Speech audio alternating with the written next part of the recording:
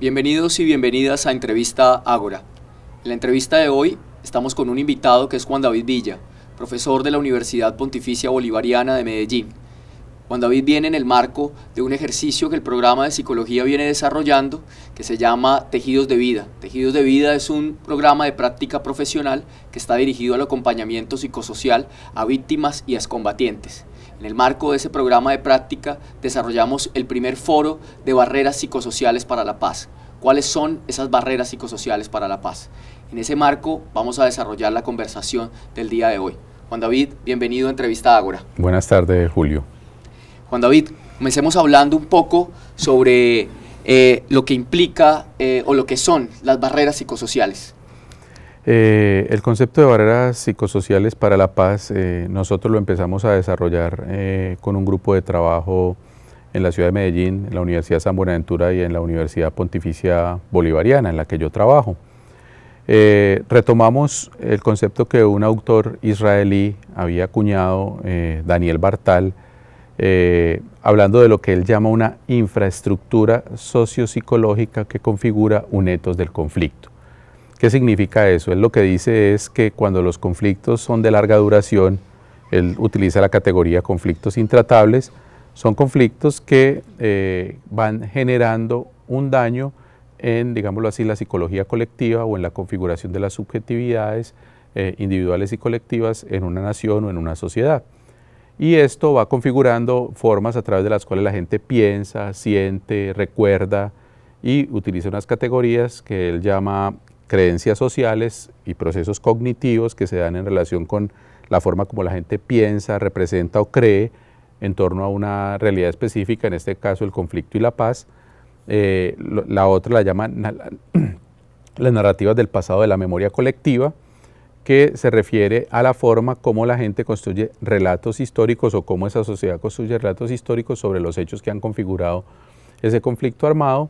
Y lo tercero son las orientaciones emocionales colectivas, que se refiere a la forma como no solamente sienten las personas, sino cómo se va configurando una especie de clima emocional que luego habita cada uno de los sujetos en torno a estas realidades. Y él dice que eso configura esa infraestructura que es sociopsicológica o, como nosotros decimos, psicosocial, en la medida en que son realidades que no solamente están dentro del sujeto, dentro del individuo, no son cosas que la persona siente por sí misma, sino que son sentimientos, narrativas y creencias compartidas, es decir, circulan en la sociedad.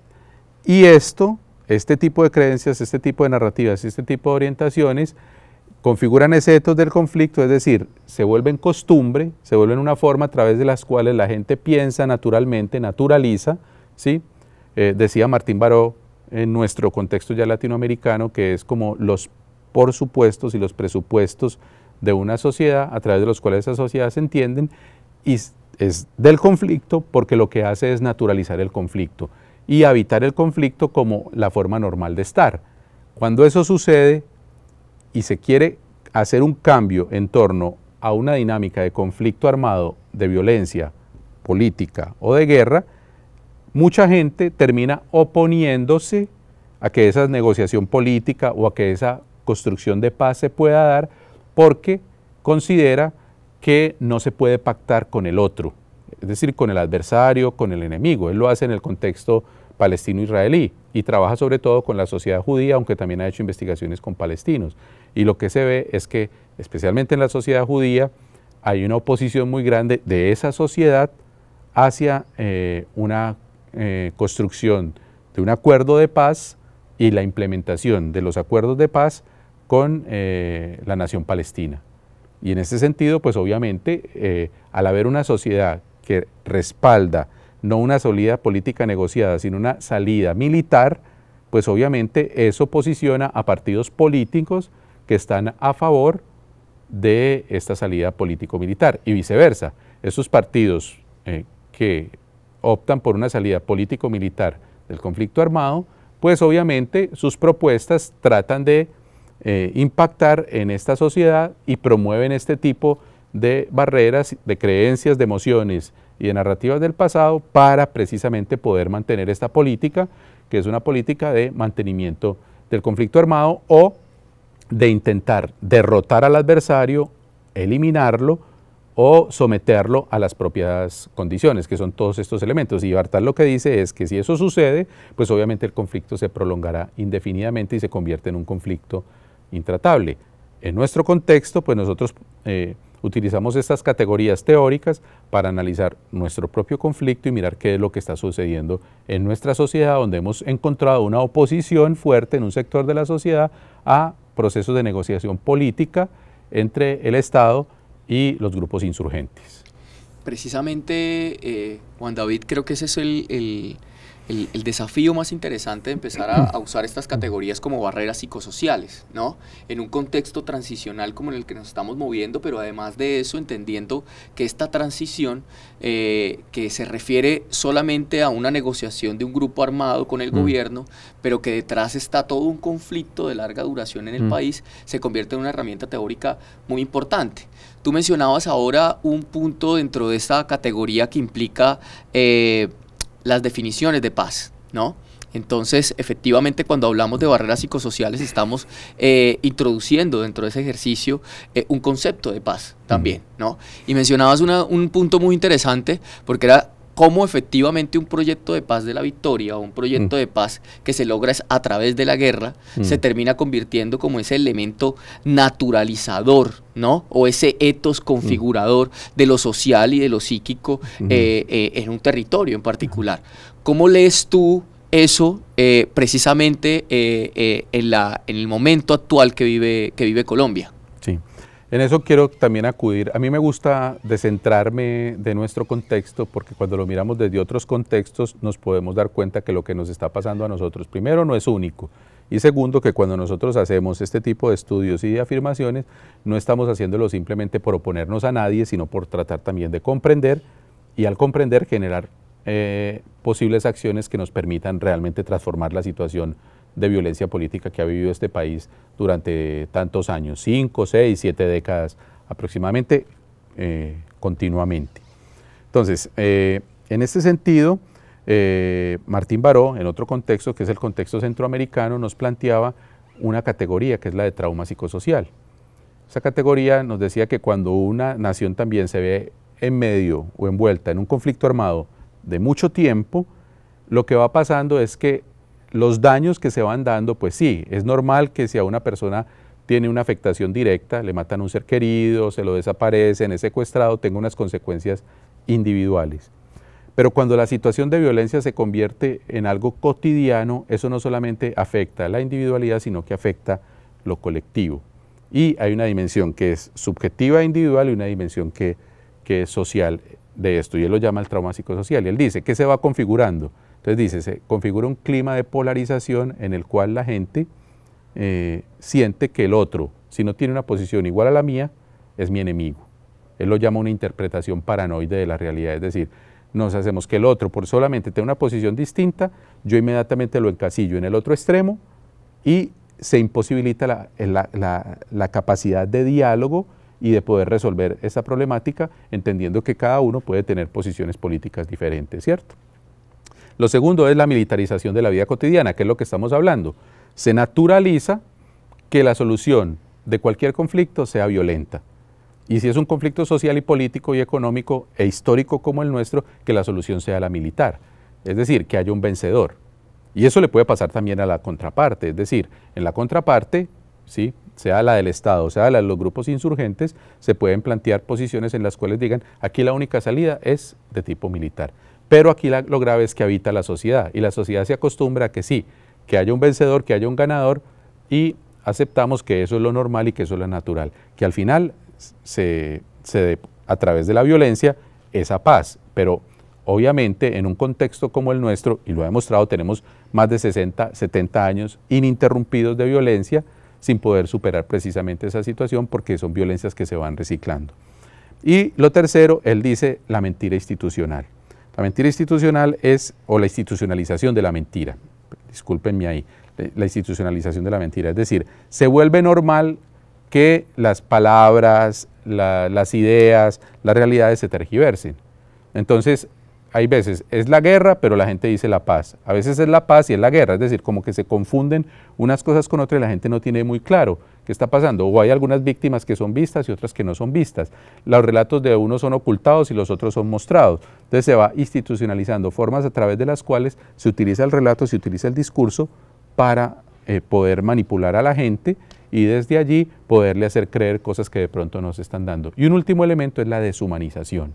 La deshumanización es que yo empiezo a entender que el otro, el adversario, es como si fuera un no humano y por lo tanto tengo la legitimidad de matarlo, de exterminarlo, de acabarlo, o, que es lo que suele pasar más en nuestra sociedad, es que si lo matan, solemos decir, por algo sería, no estaba en misa, no estaba rezando el rosario, y si lo mataron por algo sería. Y legitimamos esas muertes.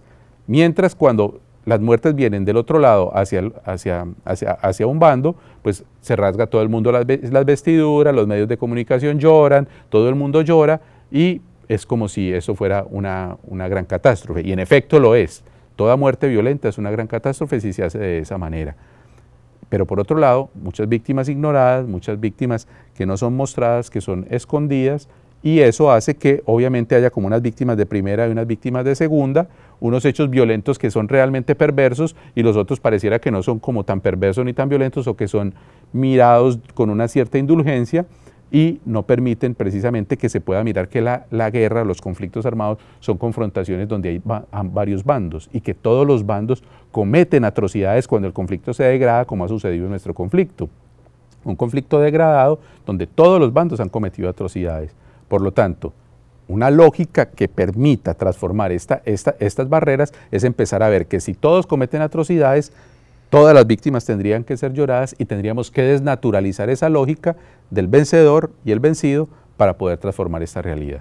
Excelente, Juan David. Vamos a unos avisos institucionales y seguimos conversando sobre barreras psicosociales para la paz.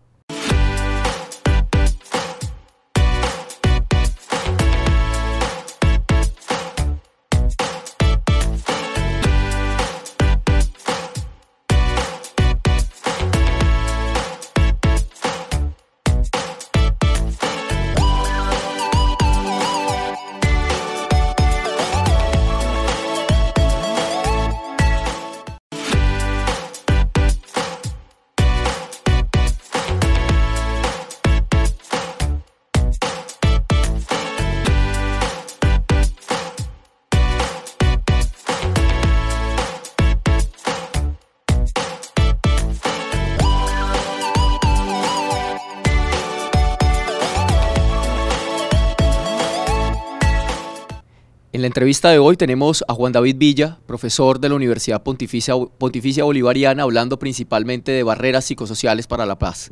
En el primer bloque hablábamos de cómo se configura un trauma psicosocial en Colombia a partir de las dinámicas de la guerra. Que ese trauma psicosocial está acompañado de una serie de características: mentira institucionalizada o institucionalización de la mentira, polarización y deshumanización como algunas de las características fundamentales de este punto. En ese marco, Juan David y su grupo de investigación ha venido desarrollando y preguntando, ¿no?, en Antioquia, en Medellín, sobre cuáles son esas barreras psicosociales para la paz. Y en ese orden se ha construido una red de investigación a nivel nacional donde se quiere preguntar en las diferentes zonas cuáles son esas barreras psicosociales, desde las realidades concretas, cómo se ha configurado ese etos que plantea Bartalo, que nos mencionaba Juan David hace un momento. Entonces queremos preguntarle, Juan David, ¿cómo ha sido ese trabajo de investigación? ¿Cuáles han sido esos resultados? ¿Qué han visto ustedes a partir de las narrativas de las personas en torno a las barreras psicosociales para la paz? Nosotros comenzamos a hacer la investigación en el contexto de las elecciones del año 2014 presidenciales, donde apareció muy evidentemente en el país un elemento de polarización en torno al proceso de negociación del conflicto armado entre el gobierno de Juan Manuel Santos y las FARC. Ahí empezamos a hacer la pregunta en un contexto como el de Medellín, donde claramente había voces públicas y en la vida cotidiana, en las relaciones familiares y todo esto, este tipo de relatos de oposición. Una de las cosas que más se empezó a insistir después de esto, y cuando ya después vino el plebiscito y todo esto, era paz sí, pero no así. Pero nosotros queríamos saber, ¿cómo así? De qué, bueno, venga, hablemos de qué paz y todo esto, por qué se da esto, y empezamos a invitar a las personas a conversar.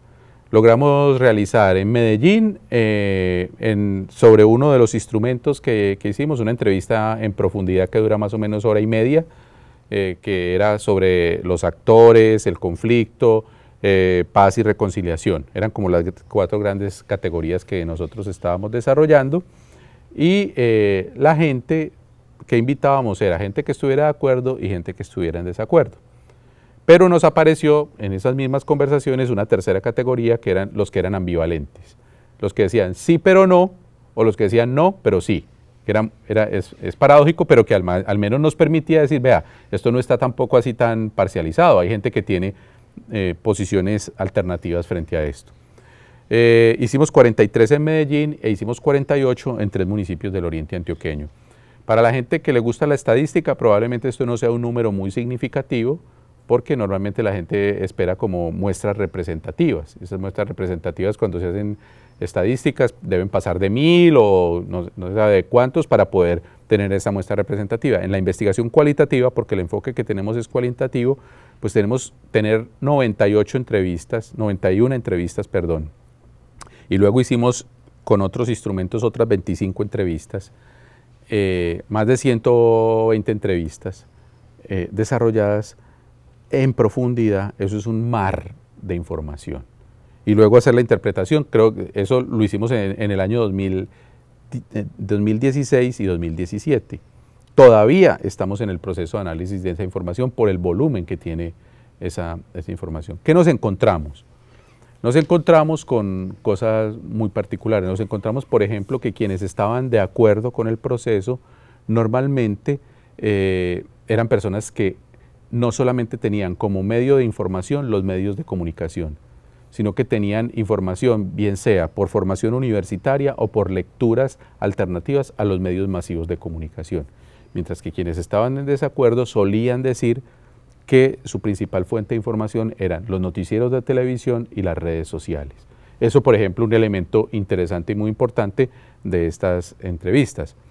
Nos encontrábamos, por ejemplo, en quienes estaban en desacuerdo, una lógica de construcción del enemigo absoluto. ¿Qué significa eso? En las ciencias sociales ese es un concepto acuñado desde los años 30, si no estoy mal, por Carl Schmitt, que decía que el enemigo absoluto es aquel al que se le quita su condición de alteridad, de humanidad, y por lo tanto es legítimo eliminarlo. Con ese enemigo no se dialoga, con ese enemigo simplemente se le elimina. En Antioquia se hizo una investigación en la Universidad de Antioquia, dirigida por el investigador Pablo Angarita y Héctor Gallo. Tienen 2 libros al respecto sobre los discursos de producción del enemigo, tanto en el escenario político como en los medios de comunicación y en los discursos incluso de algunas organizaciones sociales. Nosotros fuimos a los ciudadanos del común. ¿Qué nos decía la gente? Y nos encontrábamos que esa imagen del enemigo absoluto había sido construida, por lo menos en Antioquia, en Medellín y en estos municipios de Antioquia, y el enemigo absoluto eran las FARC. Ni siquiera podríamos decir las guerrillas, ni siquiera el ELN, porque incluso cuando la gente decía la guerrilla, le preguntábamos de quién estaba hablando cuando decía la guerrilla, decían las FARC. Era una cosa muy, muy fuerte y muy particular, porque pareciera como que todo se hubiera concentrado en las FARC como enemigos, ¿cierto? Y frente a esto, todos los calificativos que estaban dirigidos en esta construcción eran de satanización o de demonización y deshumanización de este enemigo. Es decir, este enemigo es un perro, este enemigo es un gusano, este enemigo es una rata, este enemigo es un parásito, y todo este tipo de calificativos, o siempre es narcoterrorista, mafioso, bandido, asesino, y todo este tipo de calificativos que, si bien estos actores, o en este actor particular las FARC, cometieron asesinatos, se involucraron en el narcotráfico, cometieron actos terroristas, no solamente pueden ser definidos como actores políticos, incluso militares desde allí, sino también desde otras dimensiones. Pero al ser mirados desde allí, lo que nos fuimos encontrando es odio, un odio muy profundo, incluso emociones como asco, una gran ira y una gran indignación, que pareciera que la única salida para tratar con ese enemigo era eliminarlo. Y nos encontramos con relatos muy fuertes, ¿sí? Voy a poner un ejemplo con una chica cuando le estoy preguntando que se merece. Ella me dice que, pues que la cárcel, pues que ella no ve que es la cárcel, pero que tampoco la pena de muerte, que ella no sabe muy bien cómo qué se le ocurre y todo esto, porque al final lo que ella termina diciendo básicamente es como que ellos prácticamente hay que encerrarlos, pero al mismo tiempo hay que quitarles toda dignidad como seres humanos, porque ellos le quitaron la dignidad a otros. O una persona que me decía, pues sí, yo no quiero que los maten porque yo no soy capaz de hacer eso, pero es que pues bien como que los lleven para otra parte, pero para otra parte ¿dónde? Pues que los sacaran como del planeta, que se los lleven para Marte, pero es que a Marte no se los pueden llevar o algo así, y no sabía cómo qué decir y era enredada y todo eso, y me dice Pacífico, pues yo le digo, pero bueno, entonces ¿qué quiere? Y me dice Pacífico, que los maten. Así, entonces yo le respondo duro, ¿cómo? ¿Que los maten? Me dice, se puso roja, entonces me dijo, yo dije eso, y yo le dije, sí, tú dijiste eso. Entonces se volvió a poner más roja, entonces dije, pues sí, o sea, se ha constituido una forma a través de la cual nosotros pensamos que un conflicto político, militar, armado, donde hay dos actores de la guerra, o tres y algunos, según el análisis que se haga, que todos han cometido atrocidades, que todos han hecho daño a la población civil porque están esas violaciones al derecho internacional humanitario y a los derechos humanos, pues es muy fácil ubicar a uno como el malo y a los otros como los buenos, y al ubicar al uno como el malo y al otro como los buenos, pues obviamente todo lo que hace este malo es mirado como una fechoría, como una maldad y todo esto, mientras que los otros lo que hacen es soslayado. Y nos encontrábamos que ese era otro elemento, mientras las FARC eran concebidos como ese ser maligno, ese espíritu maligno, eso que está fuera de nosotros y que tenemos que extirpar como un cáncer que tenemos que eliminar como una monstruosidad. Por otro lado, por ejemplo, los paramilitares no eran concebidos, en estas personas que estaban en desacuerdo con el proceso de paz, no eran concebidos en su gran mayoría como actores que, si bien, porque era una cosa paradójica, si bien lograban decir, sí, cometieron masacres, cometieron todo eso, pero soslayaban esa responsabilidad y ya no eran tildados de asesinos ni nada de eso, sino que era, no, es que ellos surgieron para defenderse, ellos lo hicieron por estas razones, y entonces había una separación entre los actos y las personas, que eso es lo que uno esperaría para hacer un análisis en torno a esto, de todos los actores, hacer una separación entre los actos y las personas. Y obviamente frente a las fuerzas militares, como todo el eco de la campaña que se hizo en torno a las fuerzas militares como los héroes de la patria, muy fuertemente construido, incluso en los que estaban de acuerdo, esa imagen, ese imaginario, por lo menos en la ciudad de Medellín, de los militares como los héroes de la patria. Entonces, en este sentido, obviamente, cuando tú configuras esa triada, víctima, héroes que salvan a las víctimas y un lobo perverso, incluso utilizamos la metáfora del lobo en los cuentos de hadas para mostrar eso, el lobo que entonces debe ser eliminado, al cual incluso se le mata, se le sacan las víctimas de se le meten piedras de la panza, se le meten piedras y luego es echado al río, porque es una metáfora que incluso, que es el cuento de los hermanos Grimm de Caperucita, que incluso tiene eco en lo que ha pasado aquí en Colombia. Entonces, obviamente esa forma de ver se convierte en una barrera para la construcción de la paz en la medida en que con ese otro tan perverso yo no puedo hablar. Porque si hablo, soy un ingenuo, soy un tonto o soy un traidor, soy un perverso. ¿Cómo voy a hablar con ese malo? ¿Cómo voy a permitir que esos malos expongan sus puntos de vista? ¿Cómo voy a permitir que esos seres tan inhumanos, tan perversos, tan pervertidos, tan todo, puedan decir y expresar sus puntos de vista? Entonces, claro, se niega cualquier posibilidad de diálogo, y al negarse cualquier posibilidad de diálogo, ¿cuál es la única salida que queda? Eliminarlos, combatirlos, derrotarlos, someterlos. Obviamente esa contraparte no se va a dejar ni eliminar, ni someter, ni vencer. Entonces, ¿qué es lo que nos espera?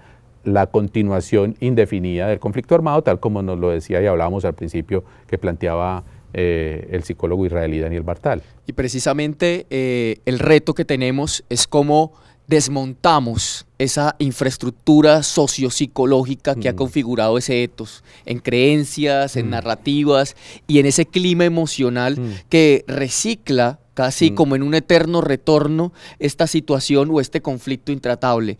Creo que ese es el punto pertinente y relevante de la investigación, de pensarnos hoy las barreras psicosociales para la paz, porque precisamente en el mismo sentido que lo planteaba Orlando Falsborda o el mismo Martín Baró, conocer la realidad ¿sí? No es para paralizarnos, sino precisamente para encontrar o ampliar nuestra conciencia de ella y poder encontrar otras salidas y otras comprensiones.